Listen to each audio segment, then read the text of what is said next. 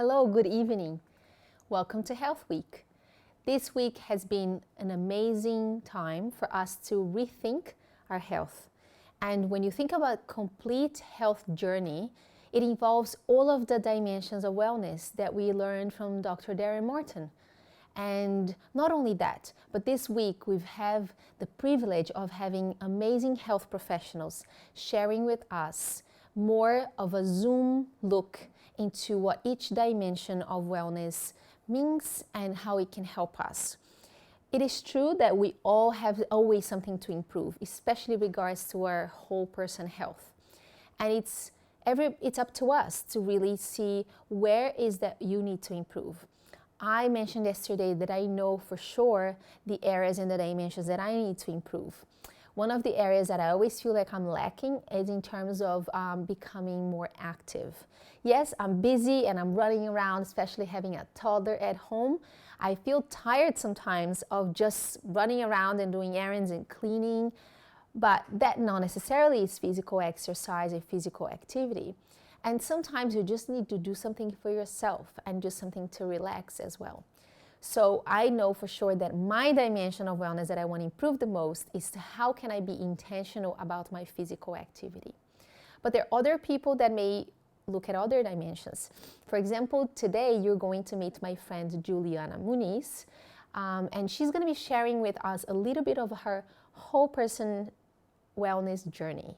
And one of the areas that she needed to improve was related to her diet, because she had high cholesterol and some of her bloods was not optimal, but she knew she had to improve. And so let's listen a little bit of what Juliana has to tell us in terms of her story, and hopefully she will inspire you and me to get into this journey and improve our whole person wellness. Hello, Juliana. Hi, Camila. Thanks for inviting me to share my story. And hello, everyone. I hope you're all enjoying this Health Week. Health is actually a topic that I started to care about very recently, around a year ago. I'm Brazilian and I lived in Brazil for almost my entire life until I came to Australia in March last year. And living in Brazil, we love food. It's part of our culture. We love eating, feeding our loved ones. We have social gatherings around it.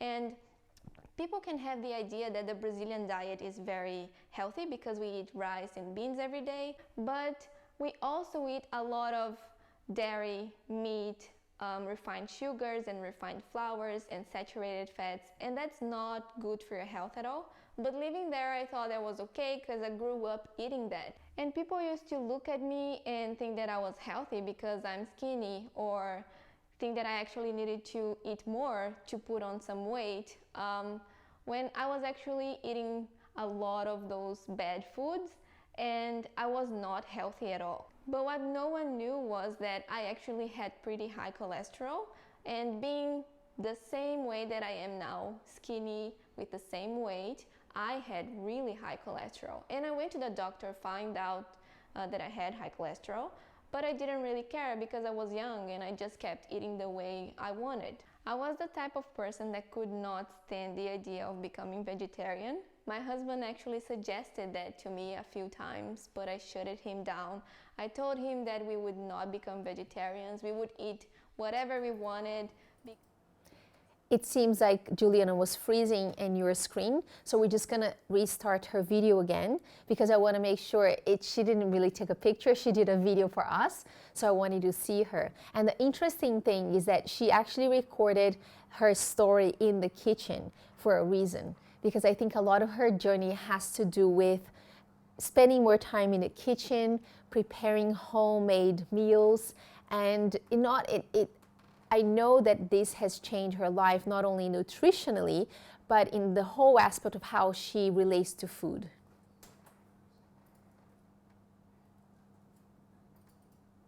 Hi, Camila. Thanks for inviting me to share my story. And hello, everyone. I hope you're all enjoying this Health Week.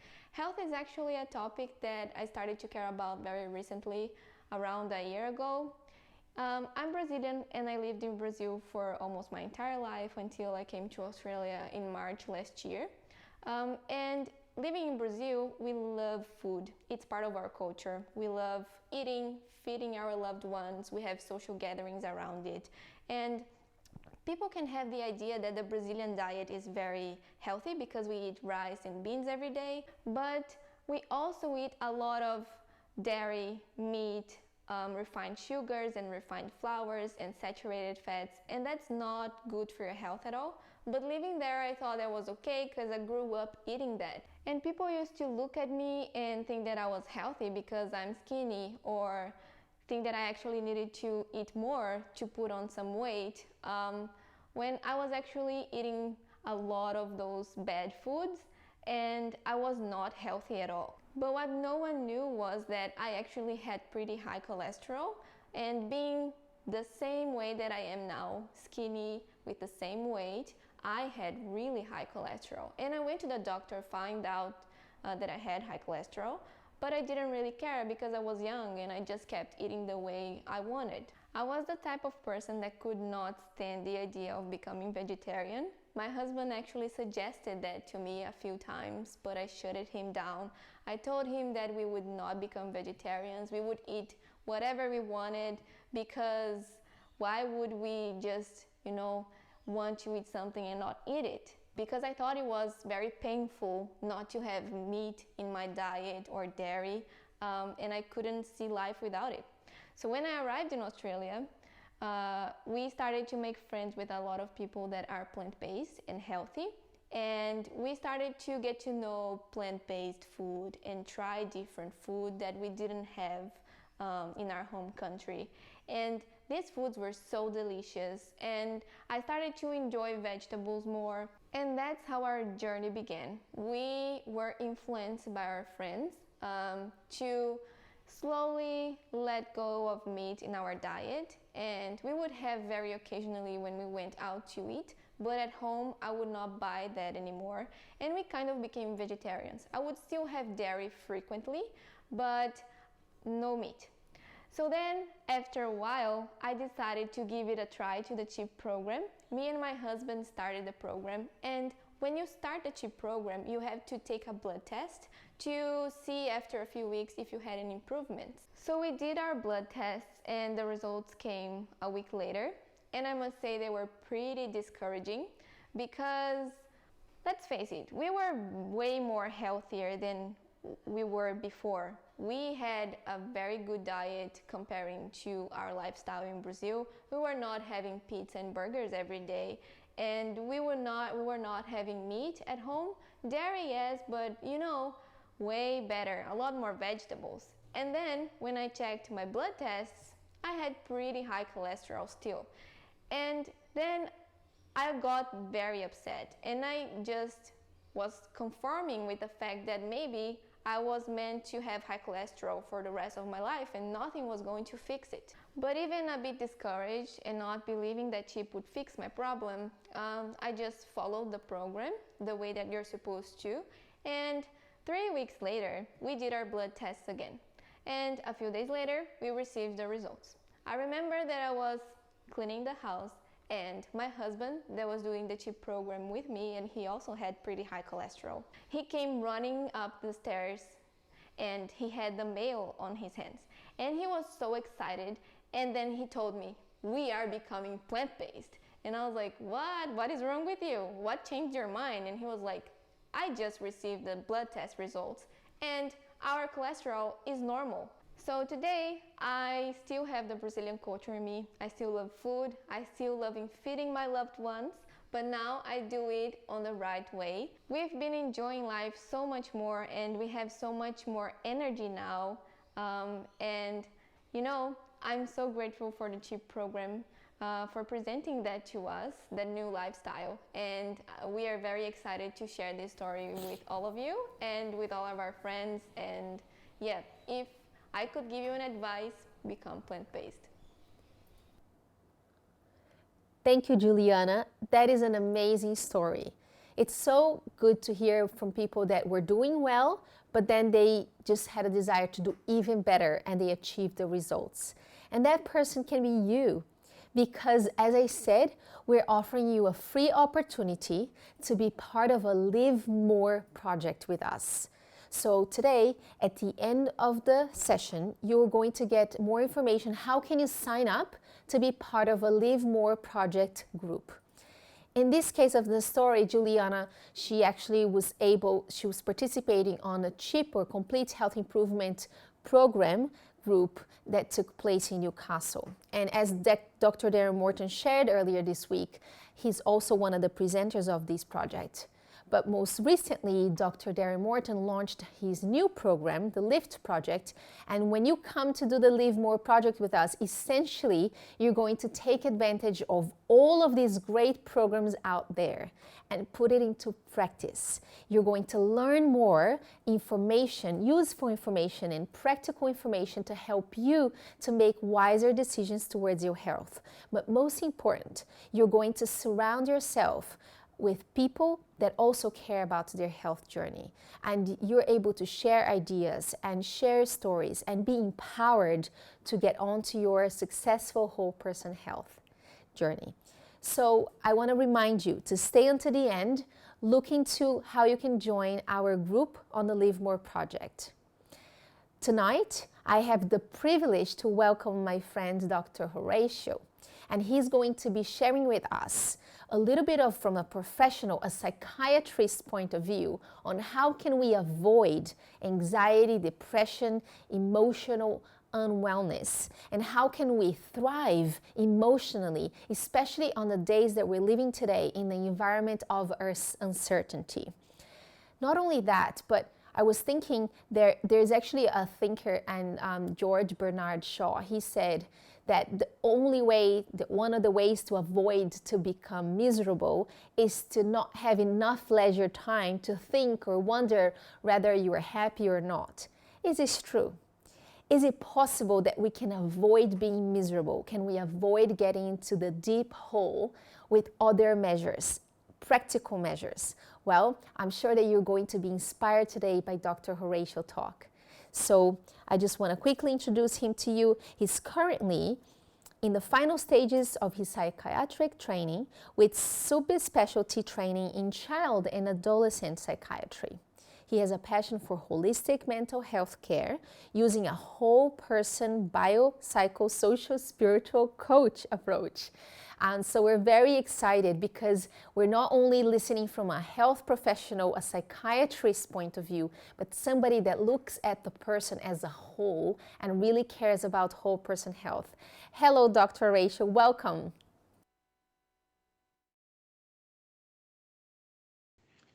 Thank you, Camila, and thank you everybody to my talk this evening. As Camila was saying, my focus tonight is about emotionally thriving in a stressful world.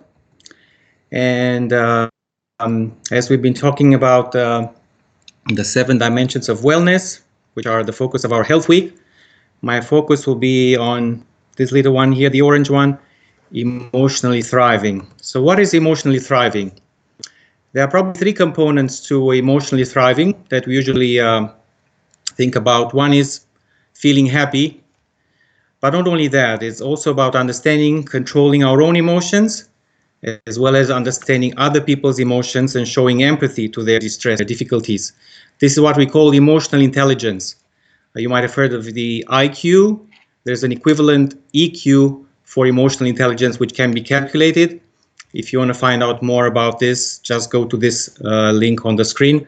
And by the way, at the end of my presentation, I will provide you with my email address if you want a copy of my slides. So this is one aspect of emotionally thriving. There are 2 more aspects, and this will be actually the focus of my presentation tonight. The first one is emotionally thriving also refers to mastering the skills that enable you to work through stressful situations, so coping with adversity without having a mental breakdown. And the second aspect, which will probably occupy the second half of my presentation, in case we do have a mental breakdown, we develop anxiety and depression, how can we recover from it? What are the main things that help if we do develop a mental illness? So let's start with, first of all, how can we avoid becoming unwell? How can we cope adaptively? Just a couple of theoretical concepts. one of the key messages I would like you to remember from my presentation tonight is that the brain is like any organ in our body. It's like a muscle. The brain can function optimally, but if we push it beyond a certain limit, it can get overworked. Same with the muscle. If we do too many exercises, or if we run too long, eventually the muscle will get sore. So it's the same with the brain. We have our limits, and provided the perfect storm is in place, any of us can develop depression, anxiety, or other mental illnesses. So we all have limits, and the brain is an organ like any other organ. It's just that it's much more complex than any other organ in our body. Another concept I would like you to remember, again, theoretically speaking, and just two more kind of dry slides, is this concept of stress vulnerability. Basically, if you look on this diagram here, on the horizontal axis, we have vulnerability. Some of us are more vulnerable, high vulnerability, are more vulnerable to become unwell. Others are stronger, more resilient. And then on this vertical axis, we have stressful events. And then here in the middle, we have this stress threshold. This is the line that separates mental health from mental illness. So for somebody who's very vulnerable in this corner, a small stress can push us over the edge to become unwell. Versus if we have low vulnerability, if we're resilient, it takes quite a bit to push us into becoming unwell. But remember, everybody can develop mental illness given the right circumstances, if enough pressure or stress is placed on us. So this takes us to the concept of resilience, which is a very popular concept these days, and it's basically the opposite of vulnerability. Resilience is what makes us stronger in front of adversity. So it's we want to go the other way. So we want to be more resilient. We don't want to be vulnerable. We want to be strong. So it's exactly the opposite of vulnerability. So the first half of the presentation will talk about how can we be more resilient and less vulnerable. How can we boost our resilience? This is the second key message I would like you to remember from my presentation tonight. Probably the most important thing we can do to be resilient, to deal with adversity, is to have good, supportive relationships in our life. So having regular and meaningful interpersonal contact with our family, friends, church members, having a good support circle around us is probably the most protective factors in helping us cope with stressors. A lot of people talk in the mental health literature, talk about supportive relationships as being a buffer, something that attenuates, that takes the heat when adversity hits us. One of the leaders in the field, Dr. Bruce Perry, an authority in the field of childhood trauma, has said that good social relationships have a stronger positive effect than the negative effect that trauma has. So if you have good social relationships, we're going to be very resilient. So this should be one of the key messages I would like you to remember. To support my statement, just wanted to share with you a study from 2000 about the 2009 bushfires. We all know here in Australia we had the Black Saturday when lots of people died. Well, a study that was done on 558 survivors showed that the people with the lowest rates of depression and PTSD were the ones that had good social support. So having good social supports around us is the number one thing we can do to stay well. So reaching out and staying connected, even in these times of social distancing, we can video call somebody, talk to somebody, stay connected. Don't bottle things up. Otherwise, things will explode, and it's so much better if we talk to people, release these pressure valves, and then don't bottle and don't store all this negativity inside. It's important to separate meaningful interpersonal contact with social media. So social media is not necessarily good. So it's good if we use social media like a video conference with a friend or with family members. So having this one-on-one contact is good. But the social media, just following people on Facebook, on Instagram, when we don't really have a one-on-one interaction, that actually can be negative. And there's this study by University of Toronto professor from Canada. I used to live in Canada for a while, so I'm very fond of the mental health work that's happening in Canada. Basically, he said that the social contact should be meaningful interpersonal contact rather than anonymous contact on social media. So there's a difference between the two. And basically, the research that he did was around all these difficulties in China with the social isolation, how did people cope with COVID-19? And basically what it showed is that the more people spend on social media, the worse it is for their well-being and overall health. The more they feel bad about themselves and their lives. And basically they said that when people spend over 3 hours, it has an effect on their anxiety. Their anxiety goes up. So it's very important to set limits for our social media use, which in high amounts can have a negative effect on us. It's important to remember that it's not just us that need social support, but others need our support as well. And just wanted to share with you my favorite non-biblical quote. Comes from a medical missionary called Albert Schweitzer, who did a lot of work in Africa. This is what he said: "The only ones among you who will be really happy are those who have sought and found how to serve." So serving others, volunteering, helping others has such tremendous positive effects, not just on them, but on us as well. There are probably multiple mechanisms in which it helps us. I think by focusing on others, we forget about our own worries. And it also gives us this good feeling inside, hey, I helped somebody. I think there are multiple mechanisms by which not only do we help others, but we benefit in the process as well. So this was tip number 2. I'll give you 8 tips to build resilience. Let's go to number 3, physical exercise. So everybody knows that physical exercise is very important for general health, for heart disease, to prevent heart disease and strokes and on. But I want you to remember that physical exercise is even better, even more potent, more powerful for mental health, preventing depression and anxiety. It has proven effect on depression. It increases serotonin and norepinephrine, the neurotransmitters that we know can go down in depression. And remember this, exercise has an equivalent potency or efficacy to antidepressants in mild to moderate depression. So do you want to take a pill or do you want to be physically active? You can decide on that. How much exercise? The more the better. This research from just a month ago from the Journal of the American Medical Association showed that 4,000 steps is not enough. Most of us who use pedometers, usually they are set to about 10,000 steps. So yes, research shows that you need probably around 10 to 12,000 steps per day to really have significant reductions in mortality risk and also in mental health, in terms of mental health benefits. So these 10,000 steps usually convert to about half an hour of moderate exercise 5 to 6 times a week. Moderate exercise being not just slowly moving, but having a brisk walk, getting the heart pumping a bit, breaking a sweat, so we can get our engine kind of pumping. It's best if you combine it with sunlight, with the vitamin D synthesis, which we know boosts the immune system and has so many other benefits, and combining with fresh air. And I wanted to share with you a personal kind of testimony. This has been my routine for the last at least 15 years. I always go for half an hour walk at lunchtime. I get my sandwich and I just walk for half an hour, and at least I get the minimum amount of exercise. If you can do even more in the morning or in the evening, we all have our own routines. For me, this has been my routine, walking for half an hour at lunchtime.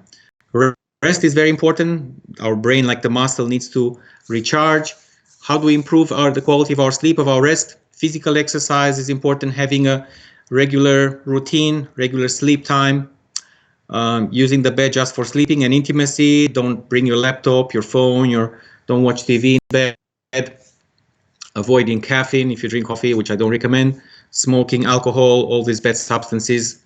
If you use them, try to do that in the first half of the day, but even better, stay away from them altogether, and avoid heavy dinners, which can give you nightmares and poor quality sleep. But remember, it's not just sleep, it's also what we call recreation. So it's rest and recreation. So there are other ways in which our brain can recharge. Sleep is one of them, but other people find that listening to music, drawing, reading a book, playing with the family also helps their brain kind of recharge, relax, go down in terms of arousal levels.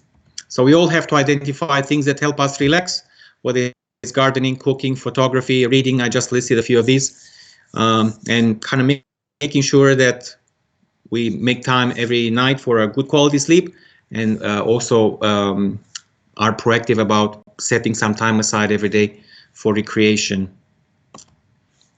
Deep breathing, This is a secret of the trade. I'm not sure if you ever heard of deep breathing, how powerful it is. It's good to kind of do it regularly in terms of like a maintenance exercise, which helps a lot in anxiety, but it's probably one of the most powerful strategies if you're acutely stressed. Something bad happened, you have a flat tire, or somebody's nasty with you and you feel you're going to explode. One of the most powerful thing you can do is to do deep breathing.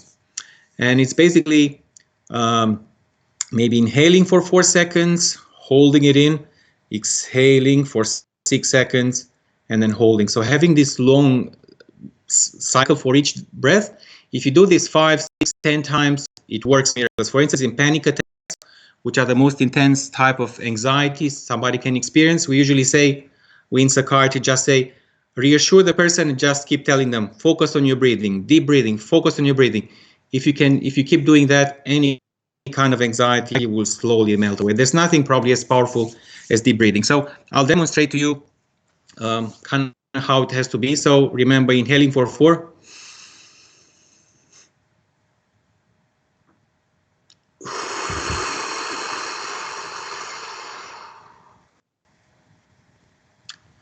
If you repeat this cycle 5, 6 times, the anxiety is not going to dissipate, but it's going to slowly melt and go away. And it's one of the most powerful things you can do when you're stressed. And I'm doing it, I would say, probably on a regular basis. But particularly if you're struggling with anxiety, it's one of the best things we can do. Spirituality, as we talk about whole person mental health and whole person care, spirituality is a very important element. If you are a spiritual person, it's very well supported by medical research in terms of resilience, of making you stronger. We know that people who go to church regularly reduce their risk of suicide by 50%, so it's the best antidepressant basically. And we also know that spiritual people recover faster from depression. So don't neglect your personal meditation and prayer, particularly if you're battling depression or if you're kind of struggling. Spirituality is one of the best things that will keep you going. Attending church, we can still do that online. Attending a small Bible study group, spirituality is very powerful. Last tip, psychological factors. These are very important. It's basically how we look at life. You probably have heard of this term of being a glass half full person versus a glass half empty. So a person who looks at that glass can say this is half full or it's half empty. So we have to be half full. We have to look on the positive side of things. There are always lots of negatives, but we have to focus on the positives, and there are always positives in life to focus on. And related to this is the attitude of gratitude, being thankful for these good things that we all have in our life. No matter how bad your life is, there are always good things to focus on, and the more you're positive and focused on that, the better you're gonna cope with life in general. A friend of mine was recommending keeping a journal where you can document the positive things in your life, things that you're grateful, and do that every day. If you go into this habit, it's gonna be one of the best things you can do to boost your resilience, to boost your strength in front of adversity. This reminds me of positive psychology. This is part of these 7 dimensions of wellness that we talk about. Positive psychology is one of the very strong trends in mental health these days. And you might have heard of this PERMA model. I'm not sure if Darren Morton mentioned it, but I'll just kind of bring it back to your attention. It's a very good kind of summary of psychological factors that can keep you going. It's the so-called PERMA model. It was introduced by Martin Seligman, basically the one who started the positive psychology. And the PERMA model basically talks about 5 keys to happiness.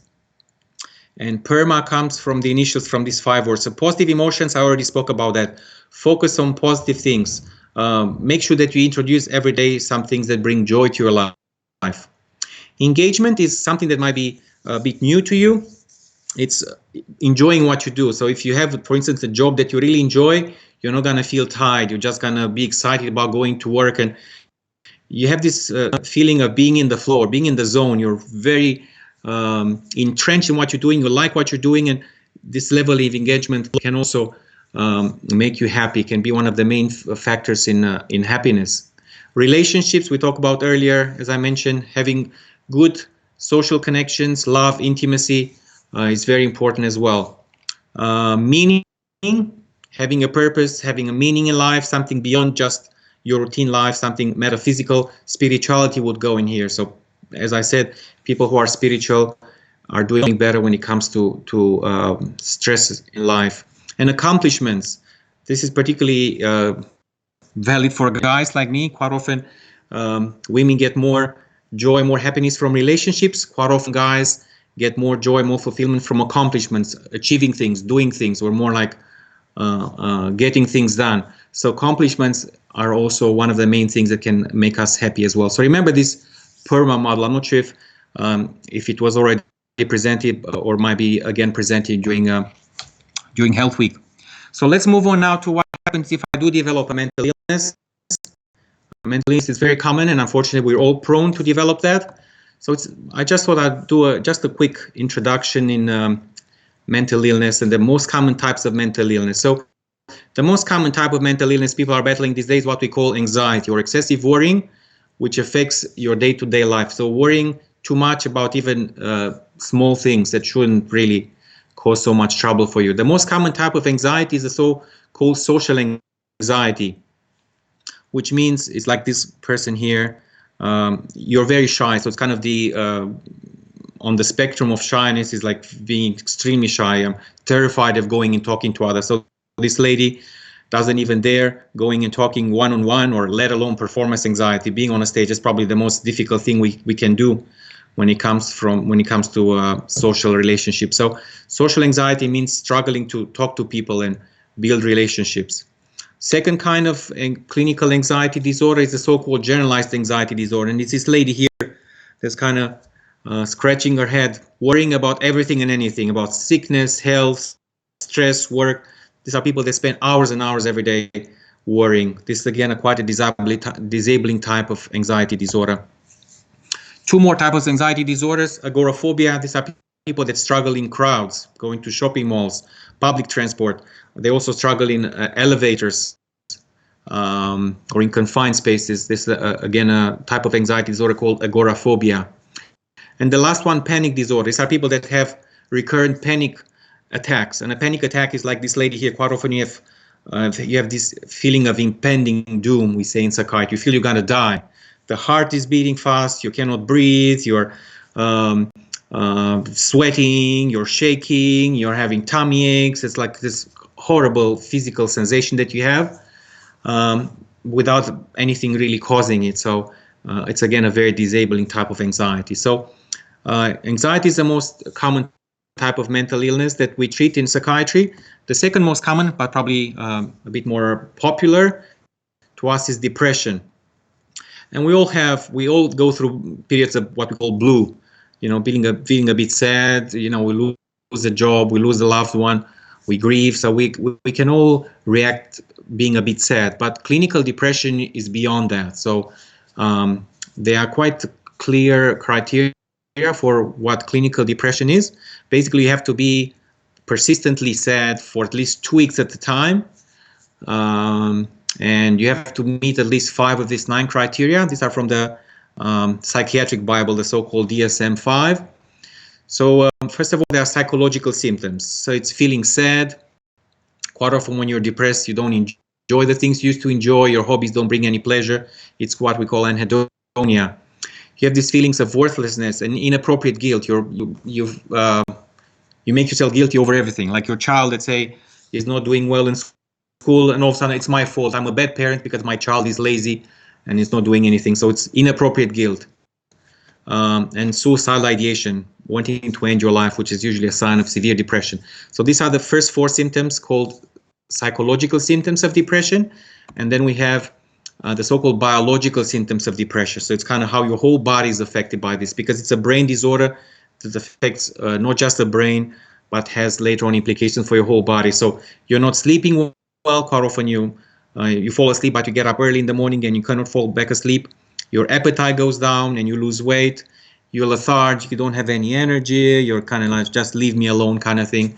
You cannot focus on things, and your journey just slowed down. So everything kind of slows down. It's a very disabling disorder. So let's see what we can do. I just thought I'd share with you a bit of what we do in mental health, just kind of a primer, an introduction to mental health treatment, just to have an idea what kind of help is out there and how to go about getting it. First line of therapy in depression, we'll talk about depression first, then about anxiety. First line of therapy is talk therapy. Seeing a counselor or psychologist is usually all it takes to get better. But some people who are more severely depressed might need medication or an antidepressant. When it comes to talk therapy, we have the so-called triangle of therapy, and the most common talk therapy used in both depression and anxiety is called cognitive behavioral therapy.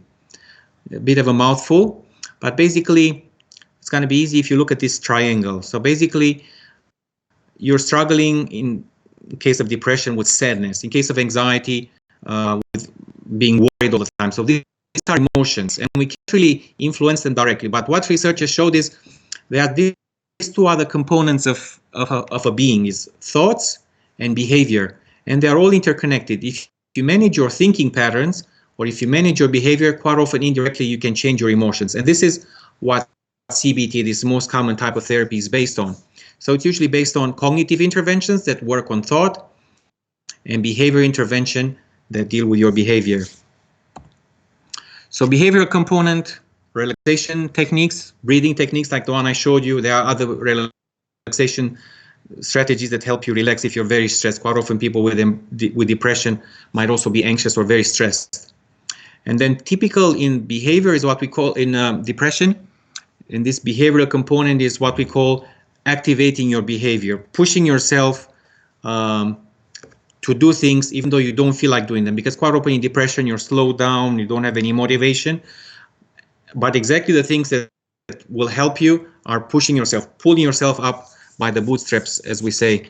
So we know that if you include in your daily routine things that you like, even they might not bring the same pleasure as before, but they might still bring just a bit of joy.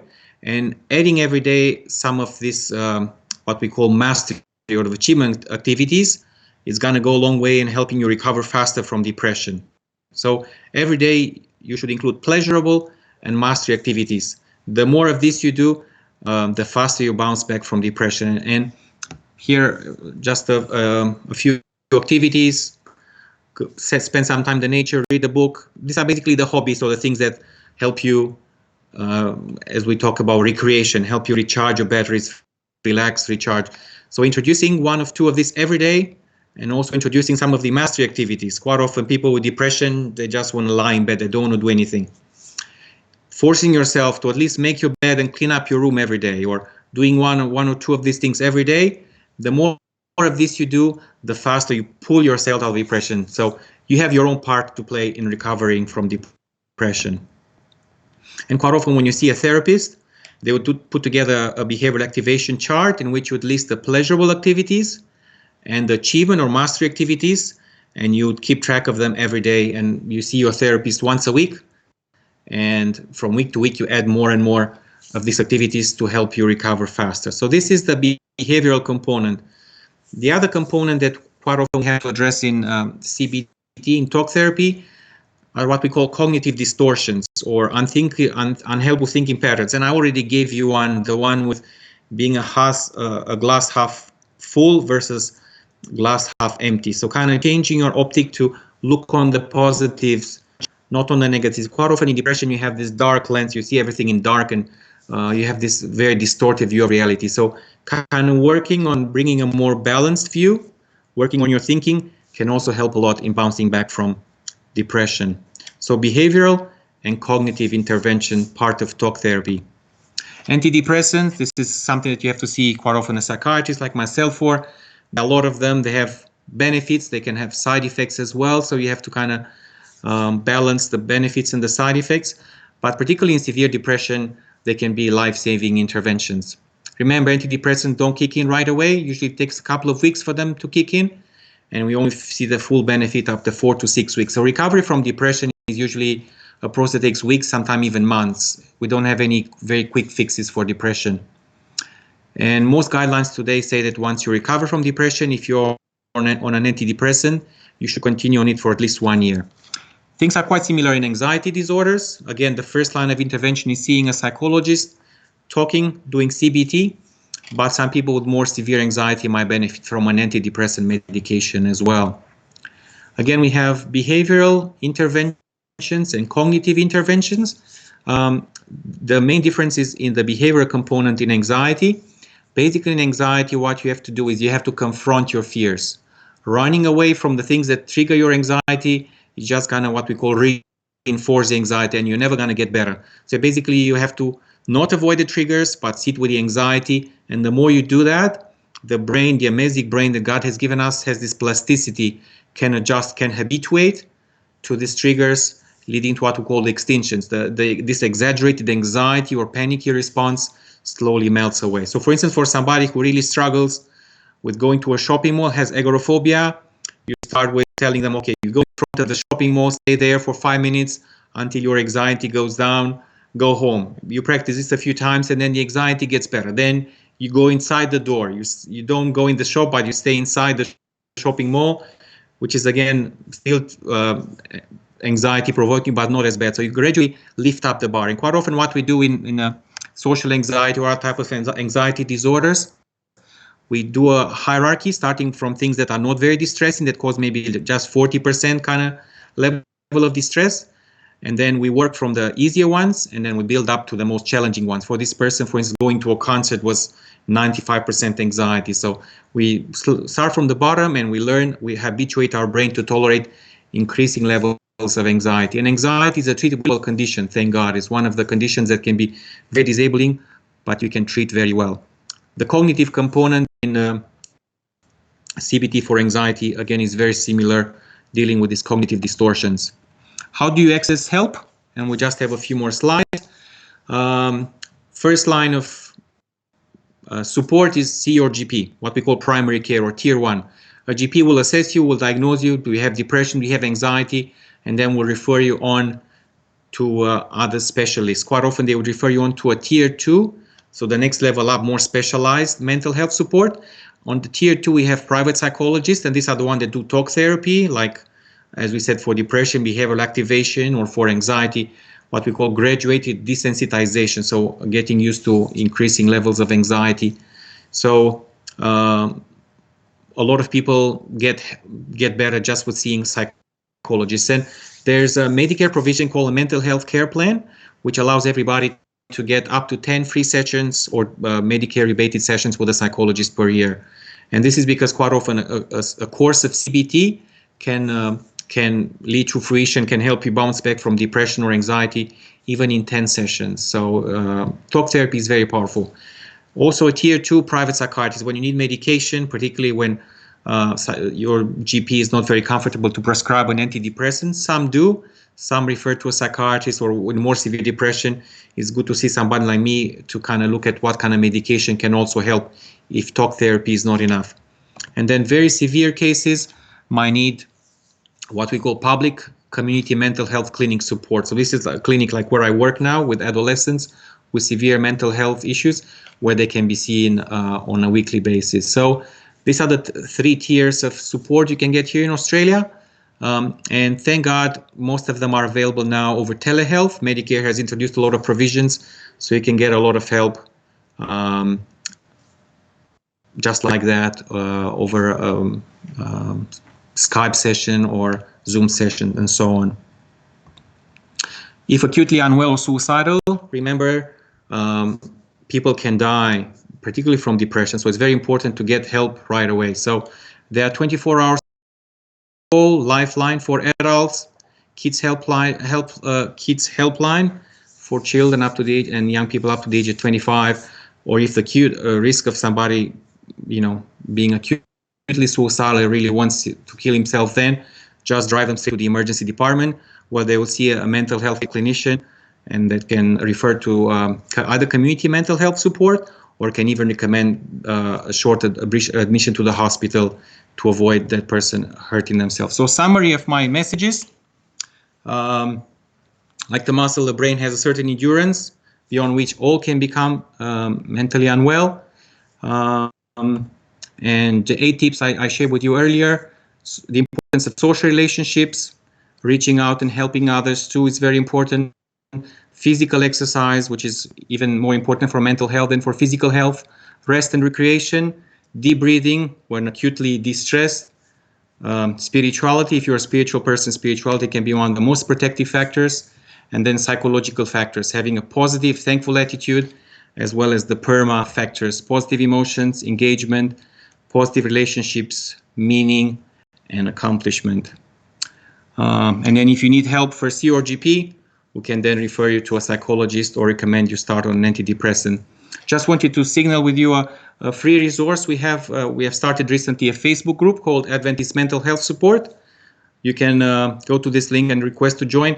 We post daily very good materials, quality materials that can help everybody cope with adversity and recovery from mental illness. So it's a very good reserve that I warmly recommend you as a follow-up resource maybe.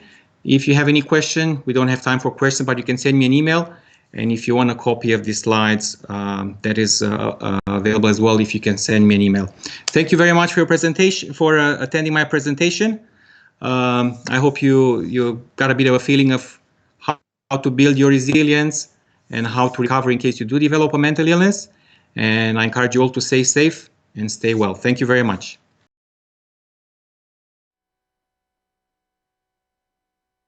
It was an amazing presentation, a very practical talk, and I can certainly relate to a lot of these items and how we can improve our mental health. And we're going to be putting on the health and wellness group on our Facebook community group for you, the link on how you can join the mental health group as well, that I'm sure you're going to find useful information there. I have to say that I guess my favorite topics and things that I've been putting to practice and it has really worked well are the number, I think, 6 and 7 on Horatio's presentation. It has to do with deep breathing and spirituality. And more research and scientific evidence has proven that, yes, when you take time to do some deep breathing exercise, especially outdoors in nature, as Renee shared with us yesterday, it really helps to relax and to refocus and to manage one of the villains of today's world, which is stress. And that brings to our topic tomorrow. Stress is going to be the main topic of the talk.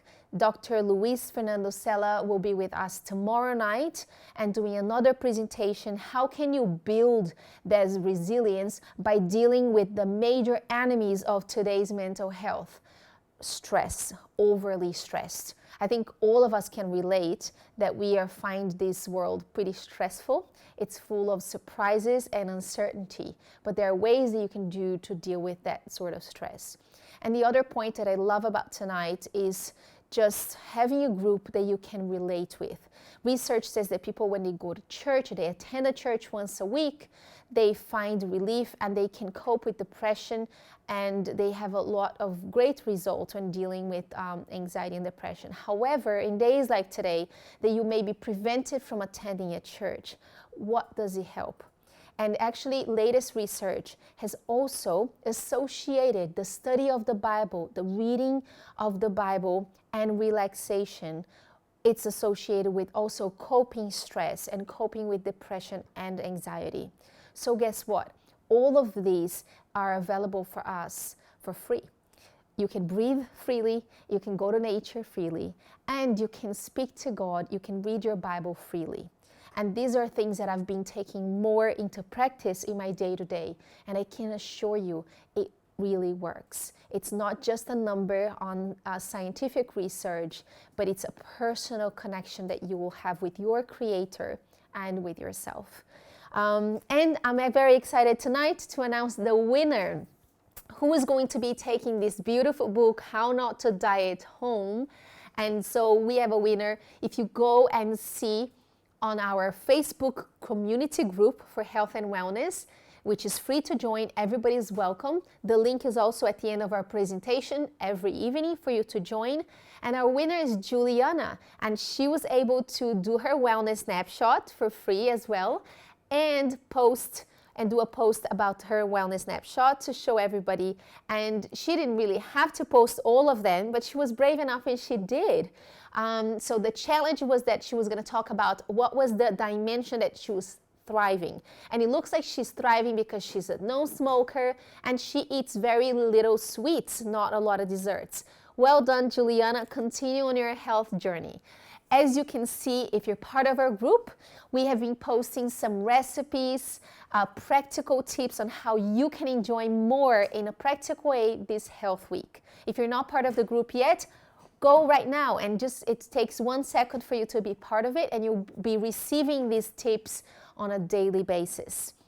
And lastly, I just want to invite you to come with me tomorrow and join Dr. Luis Fernando as he talks about coping stress. He is the creator of the De-Stress program that is available on LAO Wellness. And so we're going to find a little bit more about this program tomorrow. And remember, we always have some free gifts for you. So tomorrow we have another free gift that you'll find about. And today you can sign up for your Live More project free of charge with all of the support of our team. Thank you. Have a great evening.